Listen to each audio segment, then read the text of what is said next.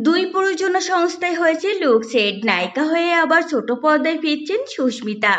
শোনা গিয়েছিল আদ্রিত রায়ের বিপরীতে নায়িকা হিসেবে দেখা যাবে সুস্মিতা দেকে, কিন্তু শেষ মুহূর্তে অনেক পরিকল্পনারই পরিবর্তন হয়। এই ক্ষেত্রেও তেমনই হয়েছিল। আনন্দবাজার.কমকে তখনই সুস্মিতা জানিয়েছিলেন তিনি আরও কিছুদিন সময় নিতে চান। ওই ধারাবাহিকে অভিনয় না করার সিদ্ধান্ত নিয়েছিলেন সুস্মিতা। শোনা যাচ্ছে অভিনেত্রী নতুনভাবে ফিরছেন ছোট পর্দায়।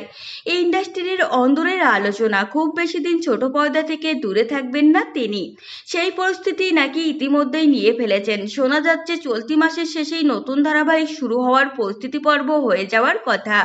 ঘনিষ্ঠ সূত্র বলছে বুলুস এবং অর্গানাইক প্রযোজনা সংস্থা নতুন ধারাবাহিকের পরিকল্পনা করছে। দুই সংস্থার কোনো একটি ধারাবাহিকে নাকি নায়িকা হিসেবে দেখা যাবে সুস্মিতাকে। ইতিমধ্যে নাকি লুক সেটও হয়েছে, তবে এখনো চূড়ান্ত কিছু হয়নি। অন্যদিকে আদ্রিত অভিনীত যে ধারাবাহিক অভিনয় করার কথা ছিল সুস্মিতার, সেই কাহিনীতে দেখা যাচ্ছে নতুন মুখ। আদ্রিতের নতুন নায়িকা অনুষ্কার নাম প্রকাশ্যে আসার পরে সবার মনে একটাই প্রশ্ন, কেন সরে গেলেন সুস্মিতা?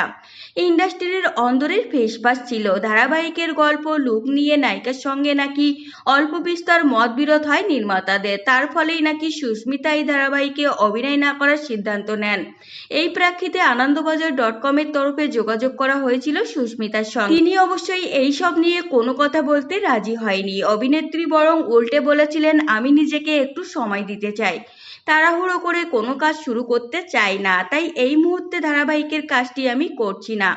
এরই মাঝে অবশ্যই ওয়েব সিরিজ কুহেলিতে দেখা গিয়েছিল সুস্মিতাকে। কথা শেষ হওয়ার পরে মঞ্চেও অভিনয় করতে দেখা গিয়েছিল তার সঙ্গে। সহ অভিনেতা সাহেব ভট্টাচার্যের সঙ্গে তার প্রেমের সম্পর্ক নিয়ে জল্পনাও জোরালো হয়েছে, যদিও তা নিয়ে এখনো প্রকাশ্যে কোনো কথা বলেননি যুগলে। এত আলোচনার মধ্যে পেশাদার শিল্পী হিসেবে নিজেকে আরও উন্নত করতে ইচ্ছুক সুস্মিতা। তো ফ্রেন্ডস, এই ছিল আজকের ভিডিও। আপনাদের যদি এই তথ্যগুলো ভালো লেগে থাকে অবশ্যই ভিডিওটিকে লাইক করবেন আর চ্যানেলটিকে সাবস্ক্রাইব করে সঙ্গে থাকবেন।